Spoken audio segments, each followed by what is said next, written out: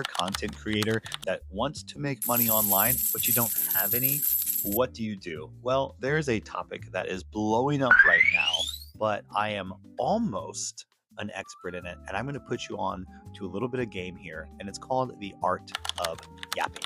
Yapping can change your freaking life. But let me give you some tips and tricks about yapping from a yapper. Number one, you want to take the outdated models of how people should be on camera out of your mind. No more news anchor. This is the 8 o'clock news coming from Deloitte, Iowa. Lower your octave and slow down your tone. Now, you don't have to stick with that cadence forever, but just be highly cognizant of it when you're starting out. You see a lot of people, millennials especially, in this newscaster voice. And the newscaster voice, it reads scripted. It reads like there was some premeditation. And premeditation, metaphorical death on this app. Everything needs to really feel like a glimpse into your life, into your thoughts, into your likes and dislikes. And the only way to do that is to not seem premeditated. Number 2 tip, I want you to play around with the form that you feel more comfortable and most comfortable in. So a little thing that I tell some of my yapping students, yappettes, if you will, turn on the camera and film themselves with no expectation of publishing them. So what I want you to do is I want you to take out your camera, your phone camera, and turn the flip camera on. So you're holding it and you're looking at it and you can see yourself in the video. And that right there might spike some people's anxiety. If you're okay with that and can make it to the next step, then the next step would be to hit the red button and hit record. But here's a little secret between you and I. You will not do anything with that video. What is that video for? Well, it's for 2 things. It's for number 1, the muscle memory of getting you to learn how to do it. The most important thing it's doing is it's training your nervous system to realize that you are safe.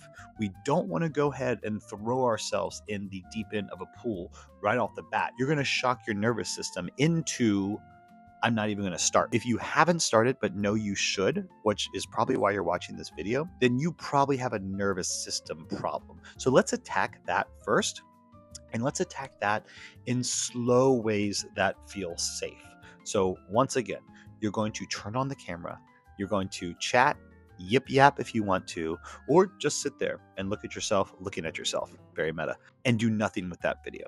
If you can do that for 30 seconds, do that every day for 30 seconds, and you're going to train your nervous system that you are creating a safe space, and this is a safe thing to do. Third and final tip is, even though yapping is fantastic, I want you to follow a little bit of a structure if you're having a hard time getting off the ground.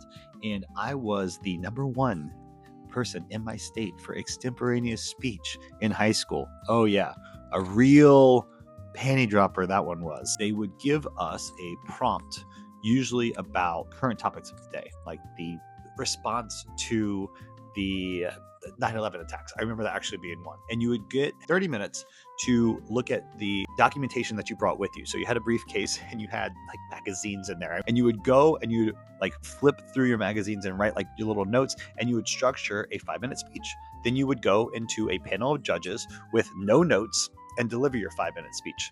So I crushed it, absolutely dominated on that. But I will say one of the things that allowed me to win so much is that I followed a format, but it's super important to keep in your mind. Strong intro, or hook as they call it in social media. I wouldn't even worry about a strong hook, just a strong intro, 3 bullet points, and a conclusion. That should be in your head. So when you're mapping out your video, just think about those things. What's a really strong headline for this? What do I want to say to my customer or client? What are 3 things? They might be misconceptions, lies the industry told them, problems I see beginners have, and then a strong conclusion. You will sound like you know what you're talking about. If you want to join the 30-day challenge, jump in on the description. I am literally doing this just for the sheer joy of giving my soul some sort of nourishment. I've been cold calling and in sales, building a real estate career for the last 12 years. And this is so much fun. I flipped over 120 houses, and not one of them has brought me half the joy as sitting here in this hotel room talking to you just has in this 6 minutes. So thank you for being a part of this.